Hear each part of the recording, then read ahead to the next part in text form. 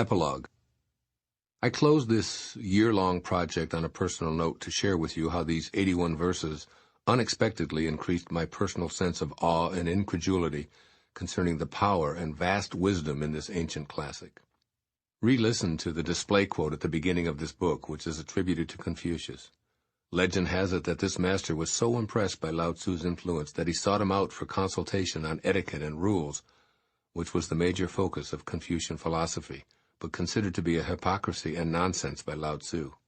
After meeting Lao Tzu, Confucius told his disciples that the man was a sage, a dragon, with mysterious powers beyond the understanding of most people, including Confucius himself. Throughout the writing of these 81 short essays, I felt an almost mystical attraction to Lao Tzu. In the early verses, I thought of him as a great educator offering all of us advice on how to apply his wisdom from an ancient Chinese perspective to our modern world. As time passed and I became more engrossed in his teaching, I began to feel that Lao Tzu was speaking directly to me, and then through me to you, and even to coming generations. It felt at times as if Lao Tzu was intently saying that we had to get these important messages or perish as a civilized society. As this book unfolded, there were times that I could even feel his presence. When I concluded writing this manuscript, I had an unavoidable and painful opportunity to experience the dragon-like qualities that impressed Confucius.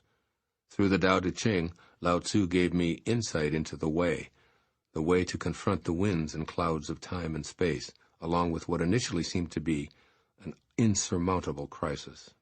As I reread the final edit of Change Your Thoughts, Change Your Life, I was presented with perhaps the greatest personal challenge of my life. I felt the deep internal hurt that often drives human beings into conflicts. I felt the anger that allows people to think of themselves as victims and ultimately lead to the extremes of war that are addressed so frequently throughout the Tao Te Ching.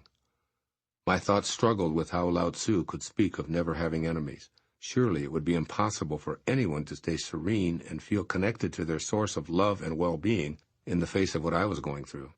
What good fortune could be hidden in this misfortune that seemed to emerge out of nowhere for no justifiable reason? Was I now to be the designated teacher for bad men?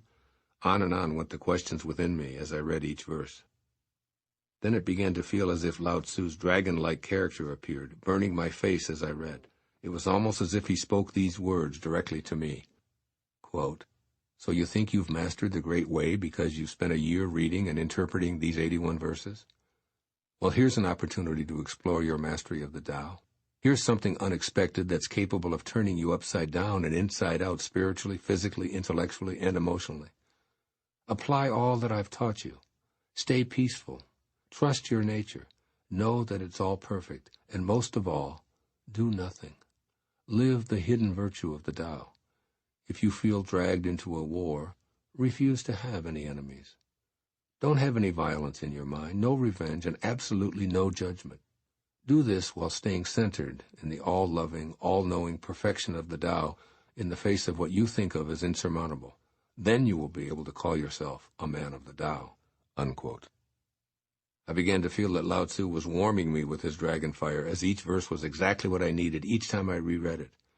What at first seemed so hopeless and devastating became my ultimate calling, to live joyously and with deep gratitude for all that the Tao brings me.